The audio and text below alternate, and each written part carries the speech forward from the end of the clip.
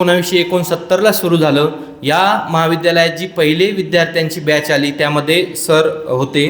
त्यानंतर सर 1980 पासून जिल्हा व सत्र न्यायालय येवला येथे वकिली करत आहेत, प्रॅक्टिस करत आहेत। मी सरांचं महाविद्यालयाच्या वतीने ऋण व्यक्त करतो। जेव्हा केव्हाही आपण सरांना बोलवतो सर उपस्थित राहतात आणि आपल्याला मार्गदर्शन करतात। आजच्या दुसऱ्या सत्रासाठी मार्गदर्शनाच्या जे ज्येष्ठ विधिज्ञ या ठिकाणी उपस्थित झालेले आहेत ते आहेत तुषार जनार्दन सोमवंशी सर। सरांचं मूळ गाव हे येवला तालुक्यातीलच डोंगरगाव हे आहे आणि सरही सध्या वास्तव्याला येवल्यातच आहेत। सरांचं शिक्षण BA LLB झालेलं आहे। सरांचं BA हे आपल्याच महाविद्यालयात झालेलं आहे। आजचे दोघंही जे व्याख्याते आहेत ते आपल्याच महाविद्यालयाचे विद्यार्थी आहेत। ही आपल्यासाठी अभिमानाची गोष्ट आहे। सरांनी त्यांच्या महाविद्यालयीन जीवनामध्ये आपल्या महाविद्यालयाच्या कबड्डी संघामध्ये खेळाडू म्हणून 3 वर्ष प्रतिनिधित्व केलेलं आहे आणि आपल्या महाविद्यालयाला सलग 3 वर्ष जिल्हा स्तरावरचं पारितोषिक मिळवून दिलेलं आहे।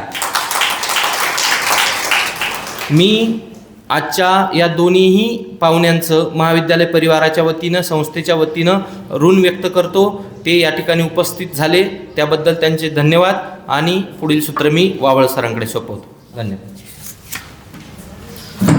धन्यवाद। सन्माननीय पाहुण्यांचा यथोचित परिचय आदरणीय जावळे सरांनी या ठिकाणी आपल्याला करून दिलेला आहे। मी अधिकचा वेळ घालणार नाही। थेट आता माननीय ज्येष्ठ विधिज्ञ ॲडव्होकेट SM सानप साहेबांना विनंती करतो की आपण या ठिकाणी उपस्थित विद्यार्थिनींशी आणि उपस्थितांशी यथोचित संवाद साधावा। आदरणीय सानप साहेब, जोरदार टाळ्यांनी आपण सानप साहेबांचं स्वागत।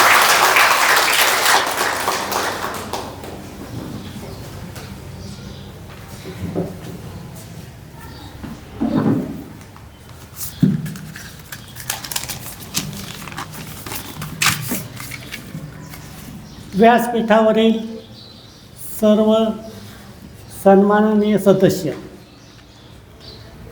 तसेच प्राचार्य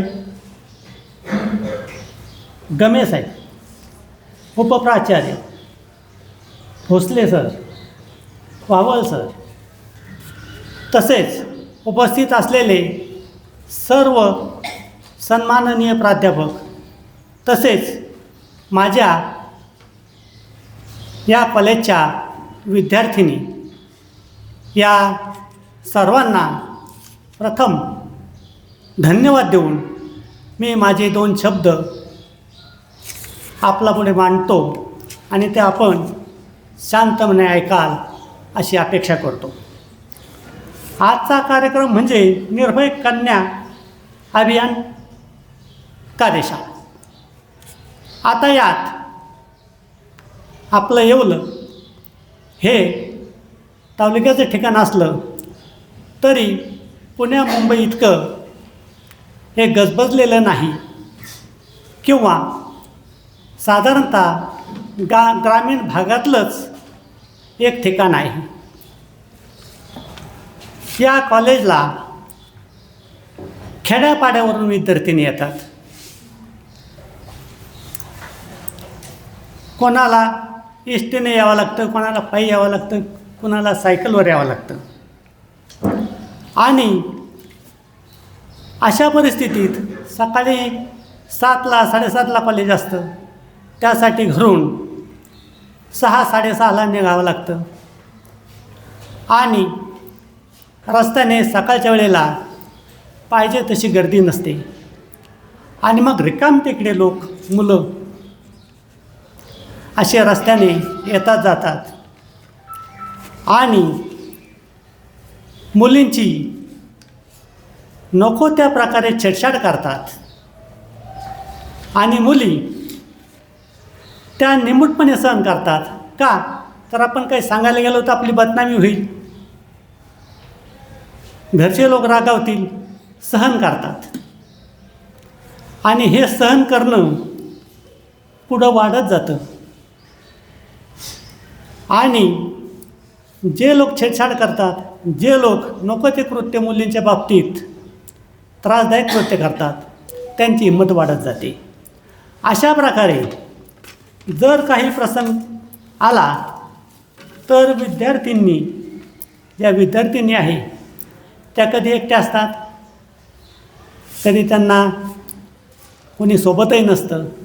अशा परिस्थितीत त्यांना आलेल्या प्रसंगाला तोंड देणं, 2 हात करणं महत्त्वाचं आहे. त्यासाठी कराटे हा विषय फार महत्त्वाचा आहे. प्रत्येक मुलीने कराटेचं शिक्षण घेणं आवश्यक आहे. जो कोणी छेडछाड करील, जो कोणी त्रास देईल, त्याला आपला परिचय 2 हात करून देणं अतिशय आवश्यक आहे. त्यासाठी निर्भय होणं गरजेचं आहे. तरीही निर्भय झालं म्हणून सर्व प्रसंग संपले किंवा सर्व शांतता झाली असं धरून चालणार नाही. त्यासाठी आपल्यावर आज आपण आणणारे आहोत, उद्या आपल्यापैकी बऱ्याचशा विद्यार्थिनी सर्वच विद्यार्थिनी आज न उद्या विवाहित होणार आहे. आणि विवाहित झाल्यानंतर ज्या ठिकाणी आपला संबंध जमेल, ज्या ठिकाणचं आपल्याला स्थळ मिळेल, ते माणसं कशी आहे, कसे वागतात, हा महत्त्वाचा प्रश्न आहे. नुसतं मुलींनी चांगलं समजदार वागणं आवश्यक आहे, पण नुसतं समजदारपणे वागून प्रश्न संपत नाही. समोरचे माणसं कशी आहे, सासरची, हाही महत्त्वाचा प्रश्न आहे. लग्न जमेपर्यंत सासरचे माणसं फार गोड बोलतात, इतकी आपुलकी दाखवतात की खूप नशिबान आहोत आपल्याला असा संबंध मिळाला, असं माहेरचे माणसं समजतात. पण प्रत्यक्ष परिस्थिती बोटावर मोजण्या इतकीच खरी असते आणि खूप बोटावर मोजणे इतके संबंध सासरकडचे चांगले असतात. आणि त्यांचे वाण, मी खेड्यातला आहे म्हणून मी खेड्यातली थोडी भाषा वापरतो, ते त्यांचे वाण दाखवायला लागतात. लग्न होईपर्यंत खूप गोड बोलणं, खूप आम्ही माणसं चांगले होत असं दाखवणं, आणि नंतर गेल्यानंतर लग्नच चांगलं केलं नाही, हुंडाच कमी दिला, असं करून त्या मुलीला त्रास देणं सुरू होतं, सूनबाईला त्रास देणं सुरू होतं विवाहानंतर. आणि त्या मुलीने माहेरी सांगून, आई वडील समजदार असतात, सहन कर, सासरच्या लोकांचं थोडं सहन करणं गरजेचं असतं असं सांगून मुलीला समजावण्याचा प्रयत्न करतात. मुलीने समजावून घेऊन आणि समजून उमजून वागून समोरचे लोक चांगले वागतील आणि सुधारतील याचा भरोसा नसतो. आणि मग ते गरीब परिस्थिती जर मुलीकडची असली तर काय ती मदत करणार, काय आणणार इकडं. शेतकरी कुटुंब, भाऊ दिवसभर काम करतो, वडील मजुरी करतात, तिने आणायचे कुटुंब पैसे, आणि हे समजून न घेतल्यामुळं सासरकडचे विशेषतः पती जाळून मारील, शरीरावर जखमा करून तिला त्रास देण्याचा प्रयत्न करतो. वेगवेगळ्या प्रकारे त्यांचं मानसिक संतुलन कसं बिघडेल अशा प्रकारे वागतो. तिला मानसिक शारीरिक छळ करून जीवन नकोसं करून टाकतो. आणि नुसताच पती आणि सासू सासरेच नाही तर नणंद हे एक मोठं प्रकरण आहे. हे प्रकरण असं की मी सांगितलं तेच ऐकलं पाहिजे, खाड्याखोड्या करणं नको, ते मुलीबद्दल भावाचे कान भरणं, आणि भावाला हुंडा न मिळाल्यामुळे तो बहिणीचं ऐकून त्रास देणं. आता काही सासू सासरे चांगले असतात, पण काही सासू सासरे हे तू हेच केलं पाहिजे, तू तेच केलं पाहिजे. मात्र आपली मुलगी आनंदात राहिली पाहिजे, तिला चांगला संबंध मिळाला पाहिजे अशी भावना ठेवून सून ही जणू एक दुश्मनच आहे असं समजून त्याला त्रास देतात. आणि शेवट मुलगी कंटाळून आत्महत्या करते. त्याला हुंट्याकरता डावरी डेथ म्हणतात. असं आपल्यापैकी कोणी करू नये, असं टोकाच्या पावलाला जाऊ नये, कराट्याचा वापर करावा.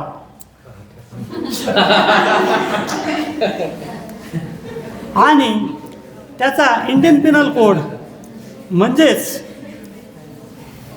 भारतीय न्याय संहिता 2023चा नवीन कायदा NBS 80 त्याला हुंडाबळी म्हणतात. आणि हुंडाबळी ज्यांच्यामुळे झाली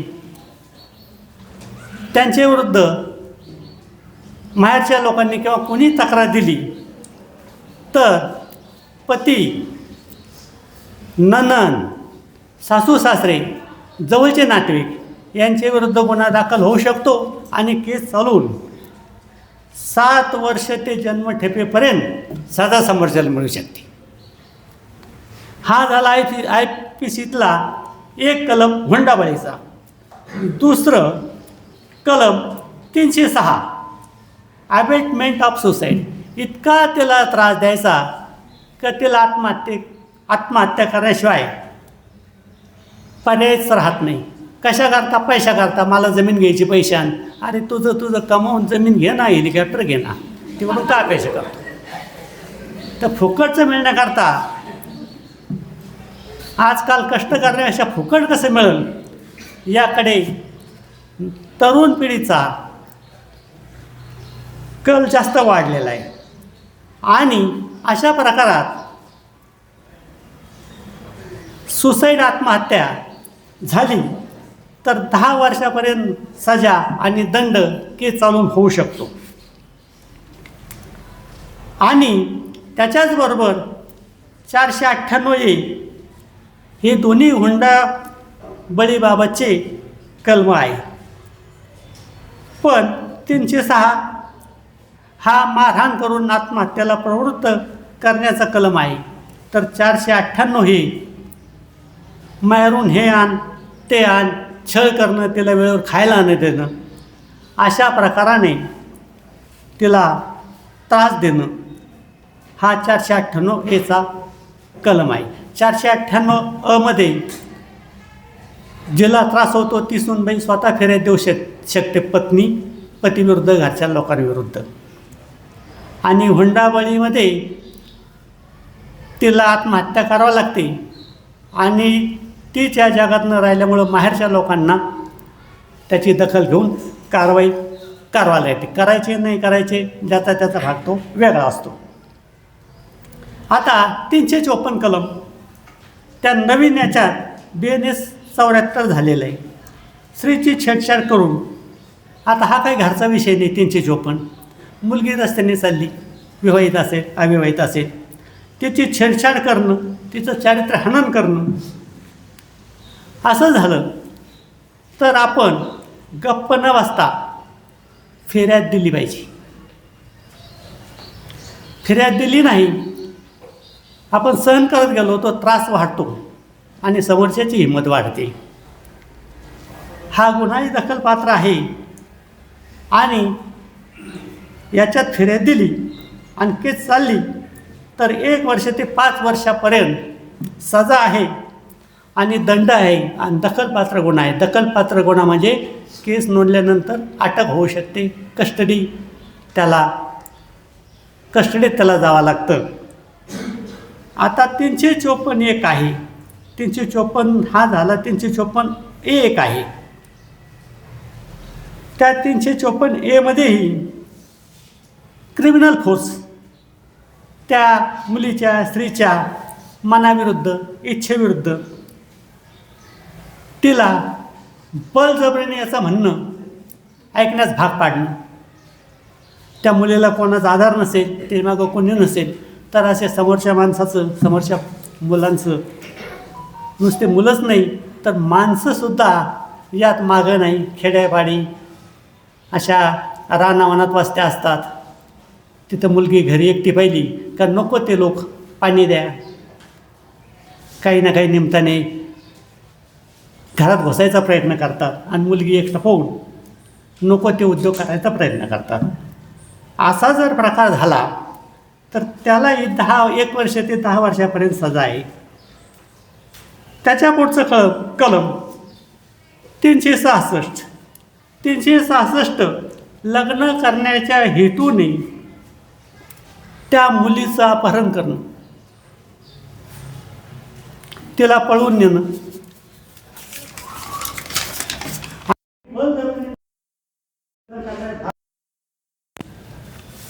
आणि असा प्रकार झाला आणि त्याच्याविरुद्ध तक्रार दिली तर तोही दखलपात्र गुन्हा आहे आणि त्याच्यातही 10 वर्षापर्यंत सजा आणि दंड होऊ शकतो. हे कलम सांगायचा आणि दंड सांगायचा उद्देश असा की आपण हिंमत केली पाहिजे, आपलं डेअरिंग वाढलं पाहिजे आणि समोरच्याची खोडही मोडली पाहिजे.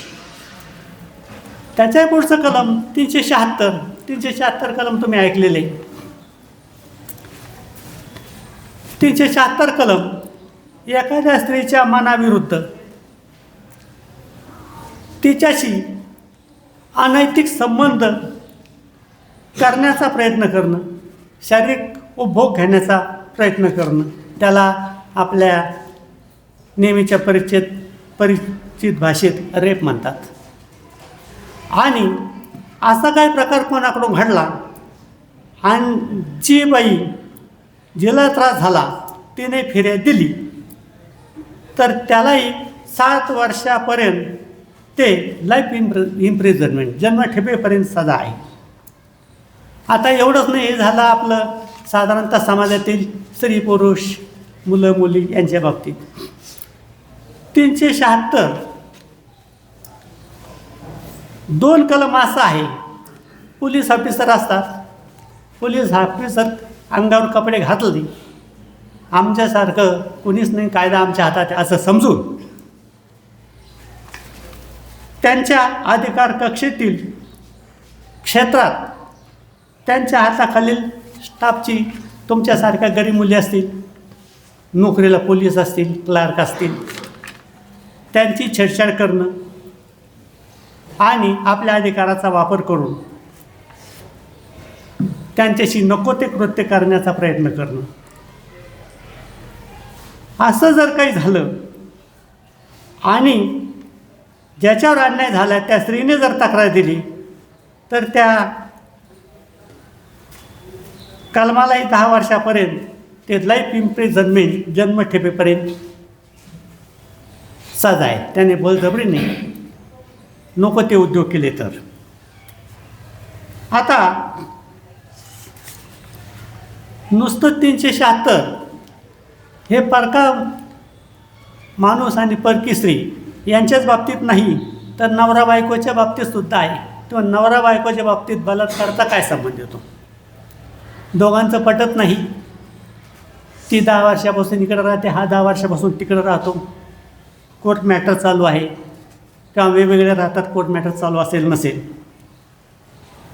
आणि असं असताना दोघं स्वतंत्र राहत असताना त्या पुरुषाने जरी ती पत्नी असेल तरी तिचा नको त्या प्रकारे उपभोग घेण्याचा प्रयत्न केला तर तो कायद्याने गुन्हा आहे. किंवा नवरा बायकोच्या बाबतीत हा प्रश्न येतो कुठं? दोघांची संमती नाही, तिची संमती नाही आणि त्याने जर असा काही विचित्र प्रकार केला तर तो गुन्हा ठरतो. जर ते वेगळे राहतात तर त्याला पत्नी म्हणून तिच्या बाबतीत कोणता अधिकार राहत नाही. पब्लिक सर्वंट मोठमोठे अधिकारी असतात आणि ते त्यांच्या हाताखालील स्त्रीला दडपण आणून नको ते उद्योग करून त्यांच्याशी शारीरिक संबंध ठेवण्याचा प्रयत्न करतात आणि असं काही झालं आणि तक्रार झाली तर त्याच्यातही तो बलात्काराचा प्रकार समजून 5 वर्षापर्यंत सजा आणि दंड त्या अधिकाऱ्याला होऊ शकते. अधिकारी असला म्हणून त्याला काही कायदा कसाही वापरायचा अधिकार नाही. अशाच प्रकारे या स्त्रियांवर अत्याचार होत असेल तर त्यांनी गप्प बसू नये, अन्यायाविरुद्ध दाद मागावी. तसंच आता पुढचं कलम 494. आता 494 कलम काय सांगतं? पती पत्नी आहे, दोघांचं जमत नाही, पण डायव्हर्स झालेलं नाही, डायव्हर्स म्हणजे फारकत झालेली नाही. आणि जोपर्यंत फारकत होत नाही, जोपर्यंत विवाह संबंध तुटत नाही, तोपर्यंत ते पती पत्नी म्हणून कायद्याने समजले जातात. आणि असं असताना पत्नीला अंधारात ठेवून इकडं दुसरी पत्नी करणं, पतीला अंधारात ठेवून पत्नीने तिकडं दुसरा संबंध करणं, पुनर्विवाह करणं त्याला म्हणतात, सेकंड मॅरेज करणं त्याला म्हणतात. असं जर काही झालं तर ज्या माणसाने विवाह संबंध फारकत नाही घेता असा प्रकार केला तर तो 494चा गुन्हा ठरतो. पुनर्विवाह केला आणि त्याला सजा 7 वर्षापर्यंत आणि दंड पण त्याला आहे. आता त्याच्या पुढं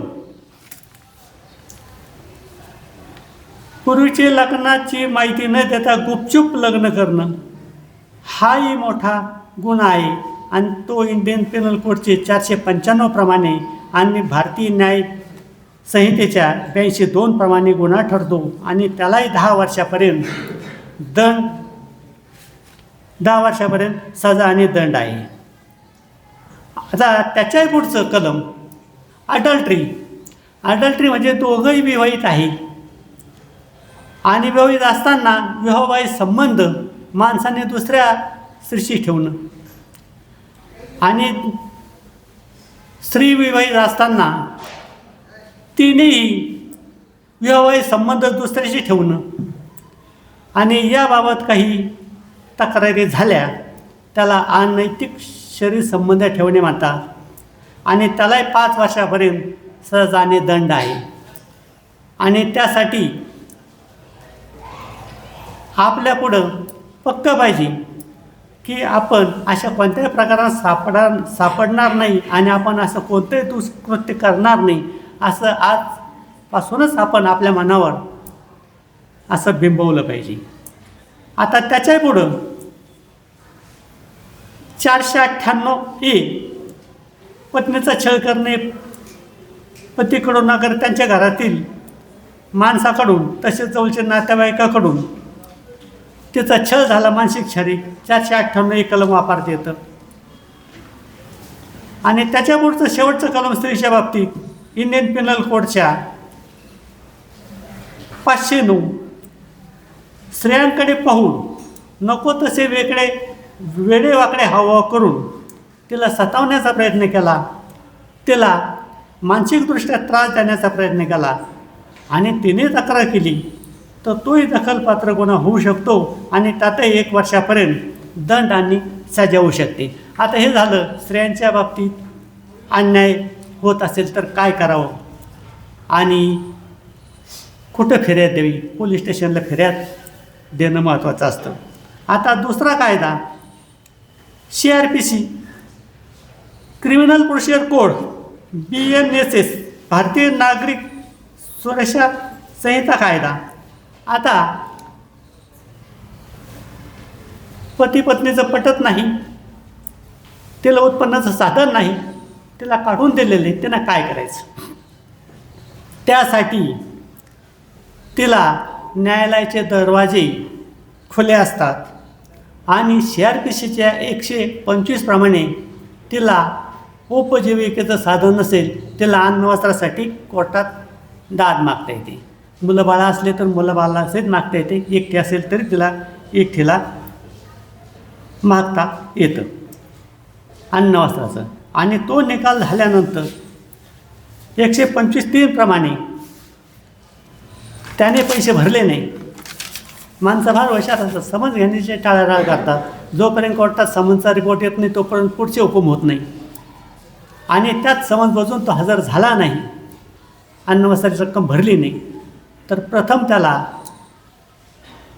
त्याची जप्ती वॉरंट, त्याच्या बाबतीत जप्ती वॉरंट निघतं. त्याला काही इस्टेट असेल तर त्यांनावर ते जप्त करता येतं, मोटरसायकल, फ्रीज, अमुक तमुक काय असेल ते. आणि ते नसेल तर त्याला अरेस्ट वॉरंट म्हणजे पकड वॉरंट काढून त्याला धरून आणता येतं. आता अशा प्रकारे स्त्रियांच्या बाबतीत अत्याचार झाला तर काय करावं, उपजीविकेत साधन नसलं तर काय करावं, या बाबतीत आपण आत्तापर्यंत शांतचित्ताने ऐकून घेतलेले. आता डोमेस्टिक व्हायलन्स,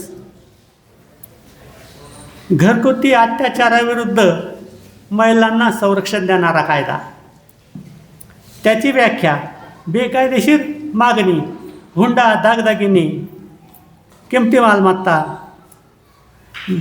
वाईट साईड बोलणे, असं काही झालं तर अशी स्त्री ह्या डोमेस्टिक व्हायलन्स, घरगुती अत्याचाराविरुद्धही दाद मागू शकते. ती न्यायालयाकडे JMFC, judicial magistrate first class यांच्याकडे दाद मागू शकते. प्रोटेक्शन ऑफिसर असतो पंचायत समितीत, त्याच्याकडे तक्रार देऊ शकते. आणि अशा स्त्रीला कोर्टाच्या आदेशाने प्रोटेक्शन ऑफिसरच्या मदतीने त्याला मारहाण झाली असेल, आजारी असेल तर मेडिकलसाठी मदत मागता येते, उपजीविकेसाठी मागता येते. एवढंच नाही तर डोमेस्टिक व्हायलन्समध्ये त्याला काढून दिलं, पती त्याला सांभाळत नसेल, त्याला राहायला सोय नसेल, मुलं बाळं मागं असतील, तर शेल्टर प्रोटेक्शनचंही कोर्टामार्फत आदेश होऊ शकतं. आणि त्यात प्रोटेक्शन ऑफिसर तिचं जे सासरचं घर असेल त्यात शेल्टर, त्याला आसरा देण्यासाठी त्याला जागा मिळवून दिल्या जाते. आता याच्यात आर्थिक मदत मागता येते. आता काही ठिकाणी मुलं बाळं हिसकून घेतल्या जातात, पत्नीला काढून दिल्या जातं. तर असं डोमेस्टिक व्हायलन्समध्ये झालं तर मुलं बाळंही ताब्यात मिळण्यासाठी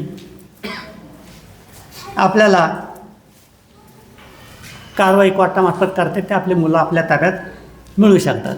आता हे झालं पत्नीला मदत, अत्याचार झाला तर काय करावं. आता महिलांचा अधिकार, वाडवडिलांची इस्टेट असते, भाऊ लग्न होईपर्यंत व्यवस्थित बोलतो, लग्न झालं की बहिणीशी चांगलं वागेल, बहिणीला आपुलकी दाखवेल, याची गॅरंटी सांगता येत नाही. आणि मुलींचं आईवडील हयात असतात तोपर्यंत त्यांना माहेरी घरासारखं वाटतं. आणि आईवडील वारल्यानंतर भाऊ बहीण म्हणून तिला आदराने त्याच्याकडे पाहिल याची खात्री नसते. आणि अशा प्रकारात जे आईवडिलांची वडिलोपार्जित इस्टेट असेल त्याच्यातही मुलीला हक्क मागता येतो, मिळू शकतो. भावा इतकाच त्याला ह्या प्रॉपर्टी काय असेल, जमीन जुमला काय असेल नसेल, त्याच्यात हिस्सा मागता येतो. आता हे झालं हक्क अधिकार, पण आपण आपले कर्तव्य विसरता कामा नये. मुली आईवडिलांबद्दल जसा आदर ठेवतात तसाच सासरच्या सासू सासऱ्यांबद्दल सुद्धा आदर ठेवला पाहिजे. त्यांना आईवडिलांच्या समान मानलं पाहिजे. जोपर्यंत आपला पती चांगल्या पगाराला नसतो, चांगल्या उत्पन्नाच्या साधनाला नसतो, तोपर्यंत सासू सासरे आवडतात, त्यांच्याशी चांगले वागतात आणि आपला पती नोकरीला लागला किंवा यांचं वय झालं, यांना यांच्या हातून काही उत्पन्नाचं साधन मिळत नाही आणि मग स्त्री ही वाण दाखवायला लागते. वाण अशा प्रकारे दाखवायला लागते की त्यांना विचारायचंच नाही तुम्ही चहा पिले का, जेवले का. पण इकडं आपले मुलं त्यांना काजू बदाम, त्यांना अमुक तमुक सारं आणून द्यायचं आणि सासू सासरे नणंद यांच्याकडे पाहायचं नाही. तर नुसतेच हक्काने अधिकार मिळाले पाहिजे हे डोळ्यापुढं न ठेवता आपलं कर्तव्य हे आपण डोळ्यापुढे ठेवलं पाहिजे. आज आपण विद्यार्थिनी आहोत, उद्या आपण विवाहित होणार आहोत. अन्याय झाला तर अन्यायाविरुद्ध दाद मागितलीच पाहिजे, परंतु एक स्त्री म्हणून, एक पत्नी म्हणून आपलं कर्तव्य आपण विसरता कामा नये. आणि मी सांगितलेल्या 2 शब्दाची आपण दखल घेऊन आपण ते कायम स्मरणात ठेवून जर पुढे प्रत्येकाने या बाबतीत विचार केला तर अत्याचार कमी होतील, सामंजस्य वाढेल आणि कोर्ट कचेरीतले वादही स्त्रियांच्या बाबतीत कमी होतील अशी अपेक्षा ठेवून मला 2 शब्द बोलायची संधी दिली त्याबद्दल मी आपल्या महाविद्यालयाचे सन्माननीय सर्व प्राचार्य, प्राध्यापक, सर्व जमलेल्या विद्यार्थिनी, सर्व जमलेले प्राध्यापक वर्ग यांचे सर्वांचे आभार मानून मी माझे 2 शब्द संपवतो.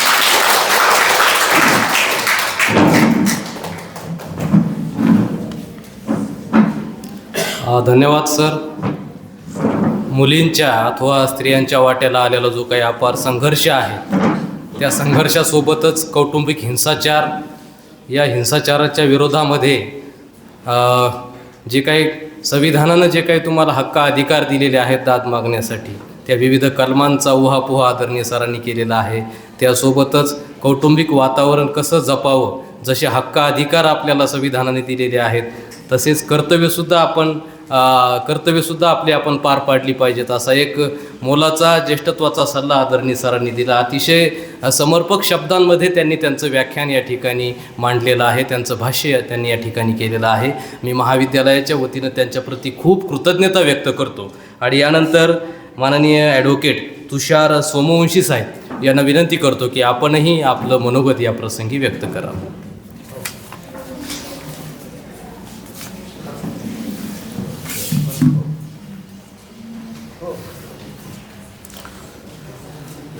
आदरणीय मुख्याध्यापक, शिक्षक वृंद व माझ्या प्रिय विद्यार्थी मित्रांनो, तसं आजचा विषय हा अत्यंत गहन आहे आणि पाहायला गेलं तर भारतीय समाजाच्या, भारतीय प्रतिष्ठेचा हा एक बॅकबोन म्हणलेला विषय जरी म्हणलं तरी चालेल. महिलांचे हक्क, अधिकार, त्यांचं शिक्षण, सबलीकरण आणि संविधानिक अधिकार, भारतीय समाजाचे हे बॅकबोन असलेला हा विषय आहे. तसं पाहायला गेलं तर 10 मिनिटाच्या भाषणात सर्वच काही येईल असं काही शक्य नाही, परंतु कायद्याचं ज्ञान, कायद्याची माहिती आणि कायद्याविषयी असलेला एक जागरूक भाव महिलांमध्ये दिवसेंदिवस वाढणं हे आपल्या समाजाच्या दृष्टिकोनातून गरजेचं आणि अत्यावश्यक झालेलं आहे. ते होण्याचं कारण म्हणजे दिवसेंदिवस जग अतिशय फास्ट झालेलं आहे. प्रत्येक माणूस हा प्रोफेशनल होत चाललेला आहे. कायद्याचं खरं ज्ञान असावं, प्रत्येकाला असावं, तो फक्त महिलाच पाहिजे असं काही नाही. प्रत्येक विद्यार्थ्याला पाहिजे, प्रत्येक विद्यार्थिनीला पाहिजे, घरातील घरकाम करणाऱ्या स्त्रीला कायद्याचं ज्ञान असणं आवश्यक आहे. बाहेर नोकरी करत जर असेल स्त्रिया तर त्यांना त्या पद्धतीचं कायद्याचं ज्ञान देणं, असणं, त्याची माहिती असणं, दिवसेंदिवस त्या ज्ञानात आपण आपली भर करून घेणे हे सर्व गोष्टी अत्यंत गरजेच्या झालेल्या आहे. तसं पाहायला गेलं तर महिलांसाठी काही कमी कायदे नाही. महिलांसाठी खूप चांगले आणि प्रभावी असे कायदे संविधानाने आणि आपले जे काही राजकीय नेते आहे लोकसभेने या सर्वांनी तयार करून ठेवलेले आहे. परंतु या सर्व कायद्यांचा योग्य पद्धतीने वापर आज रोजी होतोय का नाही होत हा खरा एक वादाचा विषय आहे. आणि तसं पाहायला गेलं तर महिलांचा महिला सक्षमीकरण जर म्हणलं तर त्याच्यामध्ये महिला सक्षम केव्हा होतील तर सर्वात महत्त्वाचं म्हणजे शिक्षण. जर महिला सुशिक्षित झाल्या तर त्या चांगल्या प्रकारे सबलीकरण त्यांचं होऊ शकतं, सक्षमीकरण त्यांचं होऊ शकतं. डॉक्टर बाबासाहेब आंबेडकरांनी म्हणलेलं आहे, जर तुम्हाला एखाद्या समाजाची प्रगती जर पाहावयाची असेल तर तुम्ही त्या समाजातील स्त्रियांची स्थिती अनुभवा, म्हणजे तुम्हाला तो समाज किती प्रगतलेला आहे, किती पुढारलेला आहे हे तुमच्या लक्षात येईल. आता एखादी स्त्री शिकती, ती जेव्हा शिक्षण घेते किंवा ती एखाद्याला शिकवती तर त्याच्यातून पुढं काय घडतं. एक स्त्री शिकली म्हणजे ती नुसती स्त्री शिकत नाही तर ते कुटुंब शिक्षित होतं. ती त्या कुटुंबाला शिक्षित करण्याचा प्रयत्न करत असते. जर कुटुंबातील स्त्रिया किंवा त्या समाजातील स्त्रियांचा विकास झाला, शैक्षणिक विकास झाला, वैचारिक विकास झाला तर तो पूर्ण समाज मजबूत होतो. त्या पूर्ण समाजाची वैचारिक दृष्टिकोन हा मजबूतीकडे जातो.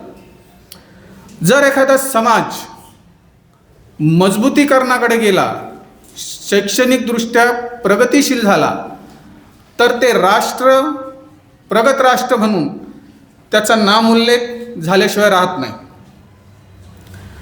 त्यामुळे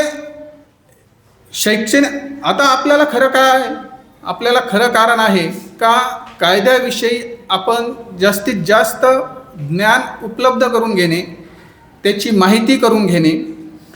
आता आमच्या सरांनी तुम्हाला सांगितलं का महिलांसाठी जर 498 हा महिलांसाठी तयार केलेला एक कायदा आहे.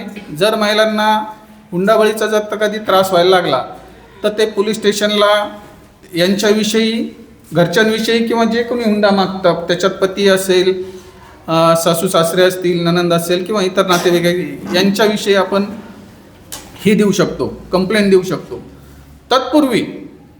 तत्पूर्वी परंतु जर कधी प्रत्येक गोष्टीत जर आपण कायद्याचा वापर करत गेलो आणि हे करत गेलो, कंप्लेंटीज देत गेलो तर मग तर समाज तसं पाहायला गेलं तर पूर्णपणे विद्रूप होऊन जाईल. म्हणून याच्यासाठी लोक न्यायालयाची एक संस्थासुद्धा उभी केलेली आहे. त्यामध्ये आता पती पत्नीमध्ये भांडण नाही असं घरच नाही. तसं पाहायला गेलं तर फक्त ते भांडण किती विकोपाला जाऊ द्यायचं और किती नाही हे त्या घरातील सदस्य किती सुशिक्षित आणि सुसंस्कृत आहेत याच्यावर फार काही अवलंबून असतं. जर कधी काही कारणास्तव असे मॅटर जर कोर्टापर्यंत येत असतील तर लोकन्यायालयामध्ये पती पत्नीचं भांडण मिटवण्यासाठी स्वतः जज साहेब मध्यस्थी केली जाते. त्यानंतर दोन्ही पार्टींचे जे काही वकील असतात ते त्यांच्या परीने पूर्णपणे प्रयत्न करत असतात. याच्या व्यतिरिक्त जे काही पॅनलवर काही इतर ॲडव्होकेट्स घेतलेले असतात किंवा सामाजिक काम करणारे काही गृहस्थ प्रतिष्ठित इसम त्यामध्ये घेतलेले असतात, ते मध्यस्थी करतात आणि त्या दोघांचा मनोमिलन होऊन का परत यांचा संसार कशा प्रकारे मार्गी लागल या प्रकारे प्रयत्न केले जातात. आणि आम्हाला सांगायला आनंद होतो का आमच्या वकील संघामध्ये दर 3 महिन्यांनी एक लोकन्यायालय भरतं आणि दर लोकन्यायालयामध्ये आम्ही सर्व येवल्याचे वकील मिळून साधारणतः 25 ते 30 कुटुंब आम्ही परत नांदवण्यासाठी पाठवत असतो. जास्तीत जास्त प्रकरण कशा प्रकारे आमचे मिटतील आणि नांदवायला कसे जातील याचा पण आम्ही प्रयत्न करत असतो.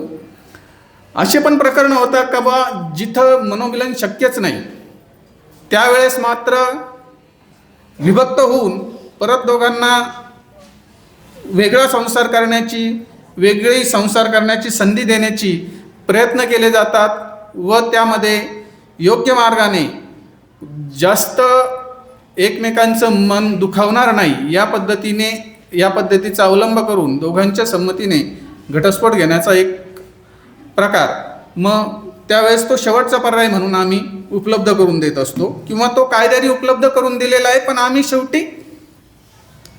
सर्वात शेवटी आम्हाला जेव्हा काही आता ह्या दोघांचं कधीही शक्य नाही, मनोमिलन शक्य नाही, त्यावेळेस आम्ही तेव्हा त्या प्रकारचा प्रयत्न करून त्यांना घटस्फोट मिळवून देण्यासाठी प्रयत्न करत असतो. तसं पाहायला गेलं तर महिला सक्षमीकरण जर कधी म्हणलं तर एखादी महिला सक्षम झाल्यावर काय होते. भारतीय संविधानाने महिलांना समानता व सन्मानाचे खूप काही अधिकार दिलेले, समानतेचा अधिकार दिलेला आहे, लिंगभेदेचा निषेध दिलेला आहे. प्रत्येक ठिकाणी शिक्षणात, नोकरीत, व्यवसायात समान संधी उपलब्ध करून आपल्याला भारतीय संविधानाने दिलेली आहे. महिलांसाठी वेगवेगळ्या प्रकारचे त्यांनी स्कीमा राबवलेल्या आहेत. त्याचप्रकारे आज जर कधी महिलांचं सामाजिक स्थान जर पाहिलं तर प्रत्येक क्षेत्रात महिला आज आघाडीवर आपल्याला दिसतात. आज महिला शिक्षक म्हणून आहेत, डॉक्टर आहेत, वकील आहेत, मोठमोठ्या अधिकारी पदावर आहेत. त्यानंतर प्रत्येक स्पर्धेत खेळाडू म्हणून महिलांनी खूप नाव गाजवलेलं आहे. त्याचप्रकारे तसं पाहायला गेलं तर आत्ताच मागच्या काही महिन्यांपूर्वी भारत व पाकिस्तान यांच्यामध्ये काहीतरी एक पहलगामचं जे काही हे झालं, जो काही दुर्दैवी घटना झाली, त्यानंतर भारताने पाकिस्तानमध्ये जे राहणारे अतिरेकी होते त्यांना धडा शिकवण्यासाठी सिंदूर ऑपरेशन हे जे काही चालवलं, त्यामध्ये महिलांचा सोफिया कुरेशी आणि व्योमिका सिंग या 2 महिलांनी खूप मोठी कामगिरी त्या सिंदूर ऑपरेशनमध्ये केली. त्या का करू शकल्या? कारण त्यांना संधी दिल्या गेली. ती संधी कोणामुळे मिळाली? भारतीय संविधानाने त्यांना शिक्षणाची संधी दिली, त्यांना योग्य प्रकारे योग्य ठिकाणी संधी दिली. त्या संधीचा त्यांनी फायदा घेतला.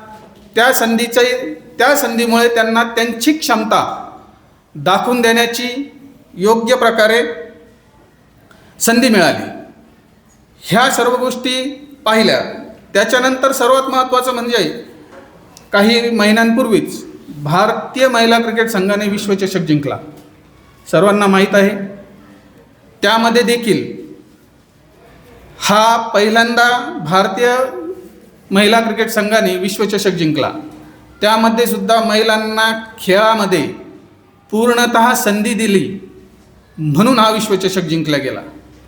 त्याच्यामध्ये जर कधी आपण नावं घेतले तर भारताची कॅप्टन हरमिंदर कौर, नंतर स्मृती मंदाना आपल्या महाराष्ट्रातीलच आहे.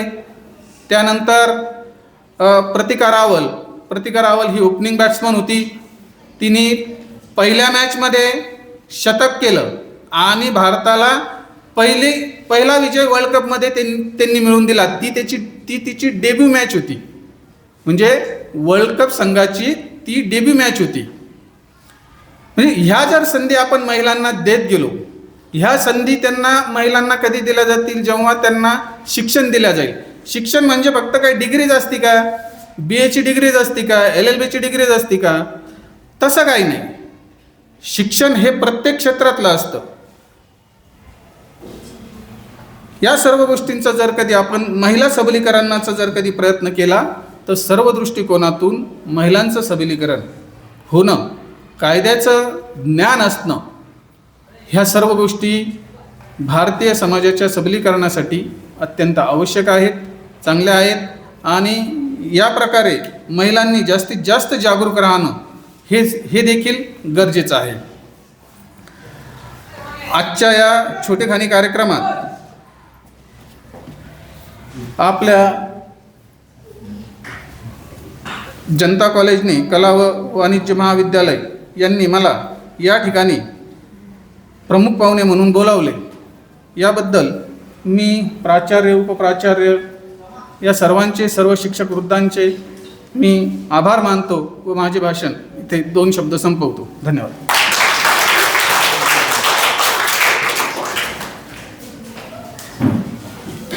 धन्यवाद सर. आदरणीय तुषार सोमवंशी सरांचं, ॲडव्होकेट तुषार सोमवंशी सरांच्या प्रति मी खूप कृतज्ञता व्यक्त करतो, धन्यवाद व्यक्त करतो.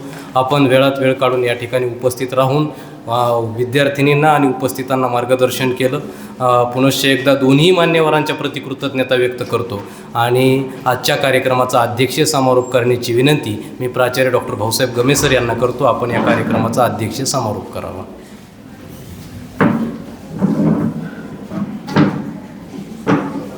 धन्यवाद सर.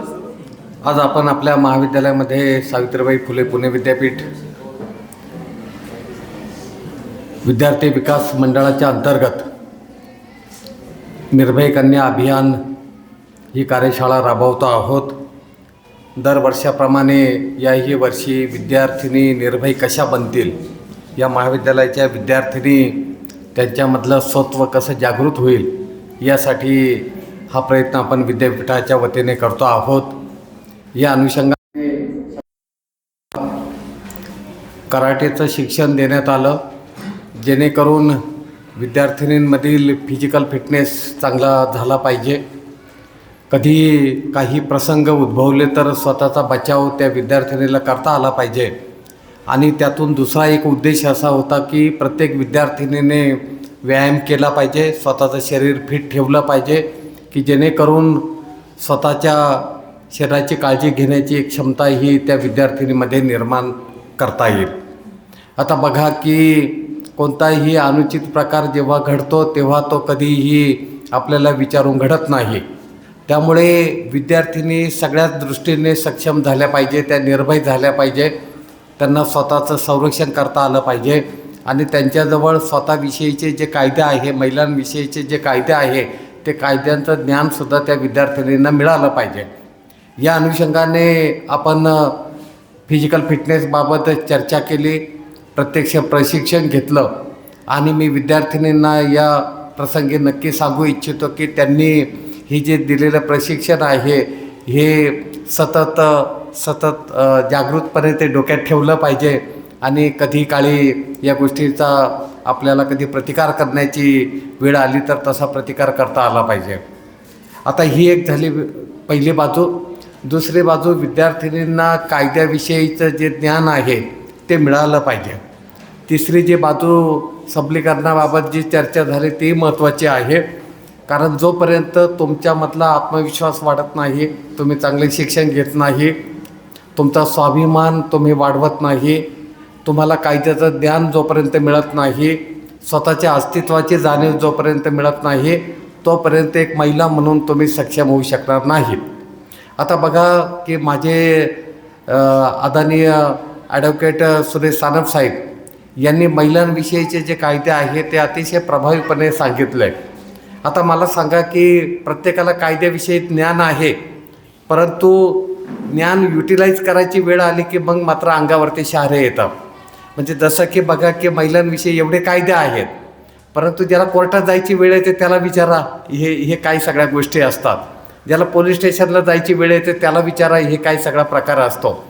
त्यामुळे पहिल्यांदा एकच गोष्ट लक्षात घेतली पाहिजे, आणि जे सानप साहेबांनी अतिशय चांगली अधोरेखित केलेली आहे की कोर्टाचे पायरे आणि पोलीस स्टेशनचे पायरे चढावे लागणारच नाही, याची पहिल्यांदा काळजी घेतली पाहिजे. आता बघा की आपण बघतो आहोत, मी माझा एक अनुभव सांगतो की प्रशासनामध्ये एक 10-12 वर्ष मी काम करतो आहे आणि त्यावेळेस एक गोष्ट जाणवली की मुलींविषयीच्या तक्रारी आपल्याकडे विद्यार्थिनीसाठी तक्रार निवारण समिती कार्यरत असते आणि महाविद्यालयामध्ये एक तक्रार पेटी तिथं ठेवलेली असते. आम्ही एक 15-20 दिवस झाले की किंवा 8-10 दिवसात ती तक्रार पेटी उघडून बघतो. त्याच्यासाठी आमची समिती काम करत असते आणि त्या तक्रार पेटीमध्ये काही विद्यार्थिनीने कुठे काही चिठ्ठी टाकलेली आहे का, काही तक्रार नोंदवलेली आहे का, याची चौकशी करत असतो. आणि जर तशी काही तक्रार टाकलेली असेल तर ती तक्रार कशी निवारण होईल याबाबत आम्ही लगेच कार्यवाही करत असतो. आता विद्यार्थ्यांनी काही तक्रारी टाकत असतात, म्हणजे कधीकधी आमच्याकडे काही तक्रारी करत असतात. म्हणजे उदाहरणार्थ एक मागील 1-1.5 वर्षापूर्वी एक तक्रार आमच्याकडे अशी प्राप्त झालेली होती. ती एका प्राध्यापकाच्या बाबत एका विद्यार्थिनीने म्हणजे जास्त विद्यार्थिनींनी तक्रार केलेली होती की सदर प्राध्यापक आम्हाला मेसेज पाठवतो किंवा तू काही असं काही तक्रारीत नॉर्मल तक्रारी होत्या, पण ती तक्रारी होत्या आणि त्याची आम्ही अतिशय गांभीर्याने दखल घेतली आणि सदर प्राध्यापकाची अतिशय तडकाफडकी या महाविद्यालयामधून संस्थेला विनंती करून बदली करण्यात आली. आता बघा की आम्ही जेव्हा त्या विद्यार्थिनींना बोलवलं तेव्हा त्यांना विचारलं की बा तुम्हाला तर इथे सगळेच 17-18 प्राध्यापक आहे, मग त्यांच्याविषयी काही वाटलं नाही, याच प्राध्यापकाविषयी का तुम्ही तक्रार दिली? तेव्हा त्यांनी सांगितलं त्यांच्या मनात काय आहे आम्हाला माहीत नाही, परंतु त्यांनी आम्हाला बऱ्याच वेळेला असं बोललेले आहेत, स्वतःचं कार्ड दिलेलं आहे वगैरे वगैरे वगैरे, तू चांगला स्वयंपाक बनवतेस, हे अमकं होतं, असं काय काय काय काय त्यांनी तक्रारी केलेल्या होत्या. आम्ही त्या सगळ्या शहानिशा केली आणि त्या प्राध्यापकांवरती कडक अशा प्रकारची कारवाई केली. आता हे अनेक ठिकाणी असं सगळं घडतं, म्हणजे मग सरकारी कार्यालय असतात किंवा काही सार्वजनिक ठिकाणे असतात की जिथं महिलांना मुलींना सुरक्षितता वाटत नाही. आता ज्या शैक्षणिक संस्था असतात त्यांचे जे प्रोटोकॉल असतात ते आपण अतिशय युनिव्हर्सिटी ग्रँट कमिशन आणि सावित्रीबाई फुले पुणे विद्यापीठ, महाराष्ट्र शासन यांच्या सगळ्या नियमाप्रमाणे आपण हे सगळ्या सिस्टीम राबवत असतो. म्हणजे उदाहरणार्थ की प्रवेशासाठी खूप गर्दी झाली तर मग मुलींची आम्ही वेगळी रांग तिथे तयार करतो की जेणेकरून त्या मुलीला संकोच वाटणार नाही. किंवा एखाद्या ठिकाणी त्या मुलींना खेळायला घेऊन जायचं असेल तर ते प्राध्यापकांना आम्ही सगळ्या सूचना दिलेल्या असतात की या मुलीची अतिशय चांगली काळजी घ्या जेणेकरून त्यांना कुठल्याही प्रकारचा त्रास होणार नाही. आता लक्षात घ्या की हे सगळं समजा शिक्षण संस्थांमध्ये हे सगळे दखल घेतली जाते, परंतु मुलींना सार्वजनिक जीवनामध्ये काही गोष्टी घडत असतात. म्हणजे उदाहरणार्थ सानपसाहेब म्हणाले त्या पद्धतीने की सकाळी मुली एकट्या येत असतात तेव्हा त्यांनाही काही अडचण येण्याची शक्यता नाकारता येत नाही. किंवा त्यांना बसने प्रवास करावा लागतो, काहींना रेल्वेने प्रवास करावा लागतो, काहींना भाजी मंडईमध्ये जायचं असतं. म्हणजे जेवढे सार्वजनिक ठिकाणे असतात त्या सार्वजनिक ठिकाणीसुद्धा महिलांना काही त्रास होण्याची शक्यता नाकारता येत नाही. त्यामुळे मोठमोठी शहरं जी आहेत ते जवळजवळ CCTV कॅमेऱ्यांनी सगळे ते जोडलेले असतात की जेणेकरून रस्त्यामध्ये काही अडचणी आल्या तर त्या महिलेला ताबडतोब तिला सहकार्य मिळावं जेणेकरून तिला त्रास होणार नाही. आता बघा की महिलांसाठी आपण एवढे सगळे कायदे केलेले आहेत, तरी पण मग या घटना का घडतात? याच्यासाठी स्त्री आणि पुरुषांची मानसिकता घडवणं हे आवश्यक आहे आणि त्यासाठी आपल्या महाविद्यालयामध्ये कोर्टाच्या वतीने साधारणपणे दरवर्षी कायद्याचं ज्ञान विद्यार्थ्यांना मिळावं. म्हणजे त्याच्यामध्ये मुलं मुली दोघेही असतात आणि न्यायाधीश साहेब स्वतः येऊन महाविद्यालयामध्ये अशा प्रकारचं प्रशिक्षण देत असतात, कार्यशाळा राबवण्यासाठी आपल्याला सूचना करत असतात. त्यातून काय घडतं की आपल्याला स्वतःचं जे काही समजा अत्याचार कुणावरती होत असेल, अन्याय होत असेल तर त्याला वाचा फोडण्याची ताकद त्या मुलींमध्ये निर्माण होते. दुसरी गोष्ट याच्यामध्ये आपला बचाव करण्याची क्षमताही त्यांच्यामध्ये वाढते. म्हणजे आता मुलींना आता बघा की आपल्याकडे सगळ्यात जास्त प्रॉब्लेम्स काय निर्माण झाले. आता तुषार सर आपले विद्यार्थी आहे माझे ते विद्यार्थी, आणि ते अनेक स्पर्धांना मी त्यांना पाठवायचं, त्यांना आठवत असेल. म्हणजे अनेक वादविवाद स्पर्धा असतील, राष्ट्रीय सेवा योजना असेल, त्याच्यामध्ये मला वाटतं सगळ्यात जास्त पारितोषिक या महाविद्यालयाचे त्यांना असतील. आणि मग हे आम्ही का करायचो की विद्यार्थी किंवा विद्यार्थिनी जेव्हा बाहेर वेगवेगळ्या स्पर्धांना जातात, वेगवेगळे अनुभव घेतात, तेव्हा त्यांच्यामध्ये एक जिज्ञासा वृत्ती जागृत होते, स्वतःचा आत्मविश्वास वाढतो आणि ते एक सारासार विवेकाने विचार करायला लागतात. या कार्यशाळेचा मूळ उद्देश हाच आहे की इथली विद्यार्थिनी ही निर्भय बनली पाहिजे, त्याला भीती वाटली नाही पाहिजे. आता मी जे तुम्हाला मुद्दा सांगणार होतो की आता प्रॉब्लेम काय निर्माण झाले की पूर्वी एकत्र कुटुंब पद्धती होते, त्यामुळे चुलते काके घरातले सगळे एकत्र माणसं राहायचे आणि मुलांना एक असा भरभक्कम असा पाठिंबा असल्याची परिस्थिती असायची. आज परिस्थिती काय झाली माहिती आहे का की इथं बसलेल्या बऱ्याच विद्यार्थिनींना जर मी हा प्रश्न विचारला की त्यांच्या कुटुंबामध्ये सदस्यांची संख्या किती आहे, तर आई वडील बहीण भाऊ म्हणजे असे 4-5 माणसं घरात सोडले तर घरांमध्ये माणसं नाहीत. दुसरी गोष्ट, जे नोकरदार आहेत त्यांची परिस्थिती एकदमच वाईट आहे. म्हणजे त्यातले त्यात जर दोघं सर्व्हिसला असेल तर त्या मुलांचं जे संगोपन करणं आहे ती फार मोठी जबाबदारी समाजावरती येऊन पडते. आणि मग त्या मुलांवरती त्याचं शिक्षण असेल, त्यांना संस्कार घडवणं असेल, याच्याबाबत त्या कुटुंबाला खूप काळजी घ्यावी लागते. म्हणजे आता मालेगावमध्ये मी बघितलं की प्राध्यापक आहे, प्राध्यापिका आहे, आणि मुलांच्या बाबत जर बघितलं तर मग मात्र तिथे खूप अडचणी आहेत.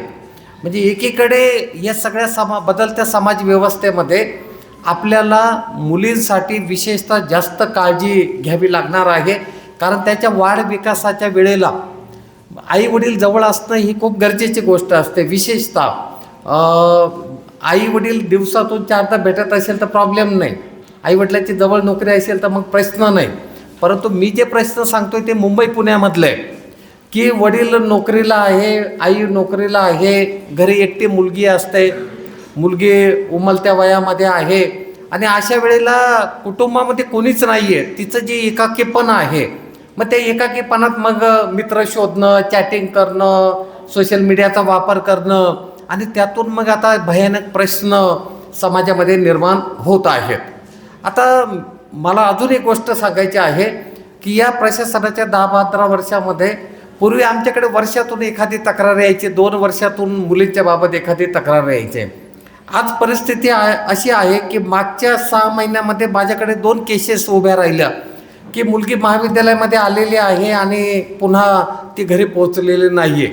हे असं का घडतं तर याचं कारण असं आहे की आपल्याला या विद्यार्थिनींसाठी हे सगळं असं प्रशिक्षण द्यावं लागणार आहे, त्यांच्यामध्ये जाणीव जागृती करावी लागणार आहे, त्यांना निर्भय बनवावं लागणार आहे की समाजाची परिस्थिती अधोगतीला चाललेली आहे. अशा परिस्थितीमध्ये तुम्ही स्वतःचं संरक्षण करणं, कायदे जाणून घेणं, स्वतःची एक नियमावली तयार करणं. आपल्या कुटुंबाची एक नियमावली असते ना की मुलींनी तिथं गेल्यानंतर किती वाजता घरी यायचं, पण महानगरांमध्ये ही परिस्थिती फार बिकट झालेली आहे.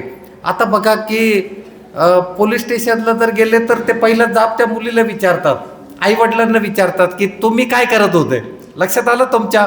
म्हणजे आता ही जबाबदारी मुलींची जेवढी आहे तेवढी पालकांची वाढलेली आहे की पालकांनी सुद्धा ही काळजी घेण्याची गरज आता निर्माण झालेली आहे.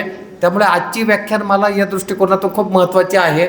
आदरणीय सानप साहेबांनी जेवढे मुद्दे मांडलेले आहेत ते अतिशय महत्त्वाचे आहे की कोणत्या कायद्यानुसार जर मुलींवरती अत्याचार झाला, अन्याय झाला तर त्यांना दाद मागण्यासाठी कुठले पिनल कोड अस्तित्वात आहे, त्याच्यासाठी मुलींना कशा पद्धतीने सहाय्यता मिळू शकेल.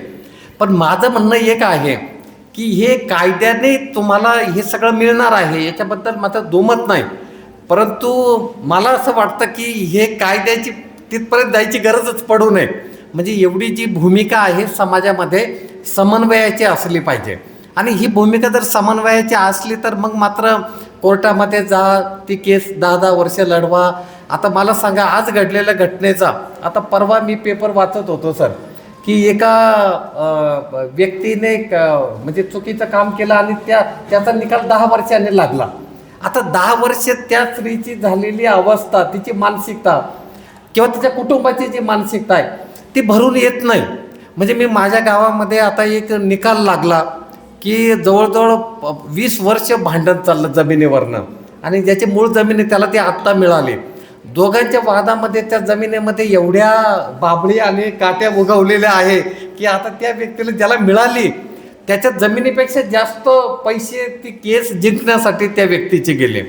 म्हणजे मग इथे आता दोघंही ॲडव्होकेट साहेबांकडनं तुम्ही हेच ऐकलं असेल की हे सोशल प्रॉब्लेम निर्माण होऊ नये मुलींच्या बाबत, त्या निर्भय असल्या पाहिजे, म्हणजे त्यांना भीती वाटली नाही पाहिजे.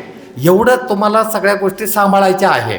आणि जेव्हा वेळच येते तेव्हा मात्र तुम्हाला मग न्यायालयाचे दरवाजे उघडे आहे, परंतु त्याच्या अगोदर कुणावरतीही ही वेळ येऊ नये याची दखल आपल्याला घ्यायची आहे.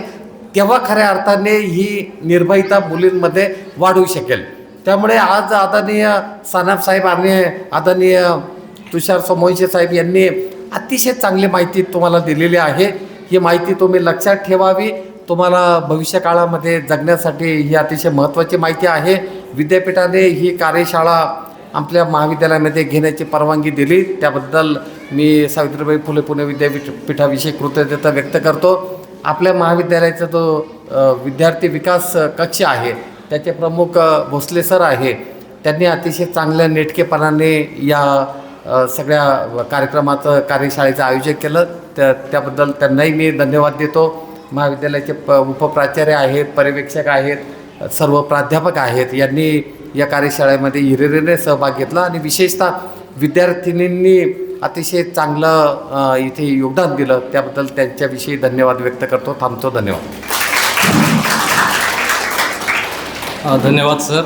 यानंतर कार्यक्रमाचा औपचारिक भाग अर्थात आभार व्यक्त करण्याची विनंती मी डॉक्टर नानासाहेब दाभाडे सर यांना करतो की या कार्यक्रमाचा आभार आपण व्यक्त करू. धन्यवाद सर. सावित्रीबाई फुले पुणे विद्यापीठ पुणे व कला व वाणिज्य महाविद्यालय येवला यांच्या संयुक्त विद्यमाने विद्यार्थी विकास मंडळाअंतर्गत आज आपण निर्भय कन्या अभियानाचे प्रशिक्षण इथे घेतलेले आहे. त्यासाठी आपण इथे जमलेलो होतो. या प्रशिक्षण कार्यक्रमाचे अध्यक्ष म्हणून आपल्या महाविद्यालयाचे सन्माननीय प्राचार्य यांनी अध्यक्षीय स्थान भूषवलं, त्याबद्दल मी सरांचे खूप खूप आभार व्यक्त करतो. या कार्यक्रमासाठी आपल्याला प्रमुख पाहुणे म्हणून लाभलेले ज्येष्ठ विधिज्ञ आदरणीय एम सानप सर, दुसरे विधिज्ञ आदरणीय TJ सोमवंशी सर यांनी आपणास सखोल असे मार्गदर्शन केले, कायद्याविषयी सखोल माहिती दिली, समाजामध्ये कसं वागायचं, कसं काय करायचं, समाजाचं भान असणं गरजेचं आहे, ते किती असावं याबद्दल असं सखोल मार्गदर्शन केलं. त्याबद्दल मी ज्येष्ठ विधिज्ञ सानप सर आणि सोमवंशी सर यांचे खूप खूप आभार व्यक्त करतो. ज्यांच्या अध्यक्षतेखाली कार्यक्रम संपन्न झाला, ज्यांनी या कार्यक्रमाचं संयोजन केलं ते आमचे गुरुवर्य आदरणीय डॉक्टर भोसले सर यांचे आभार व्यक्त करतो. आपल्या महाविद्यालयाचे उपप्राचार्य आदरणीय डॉक्टर ठाकरे सर यांचे आभार व्यक्त करतो. आदरणीय आपले शैक्षणिक पर्यवेक्षक कैलास चौधरी सर यांचे आभार व्यक्त करतो. तसेच ज्यांनी अतिशय चांगलं सूत्रसंचालन केलं, कायमच करतात असे आमचे मित्र आदरणीय वावळ सर यांचे आभार व्यक्त करतो. ज्यांनी मीडियाचं काम केलं आहे, आमचे करंजकर सर असतील, बुवा सर असतील, सर्व माझे सहकारी प्राध्यापक प्राध्यापिका विद्यार्थी मित्र यांचे आभार व्यक्त करतो. आणि एक सूचना द्यायची आहे की सर्वांना ग्रुपवरती लिंक येईल निर्भय कन्या अभियानासंदर्भात, ती लिंक ओपन करायची आहे आणि ती लिंक ओपन करून ती माहिती तशी मी टाकलेली आहे, ती माहिती वाचून ती लिंक भरायची ही तुम्हाला विनंती आहे. आणि अध्यक्षांच्या वतीने कार्यक्रम संपन्न झाला असे ते जाहीर करतो. धन्यवाद.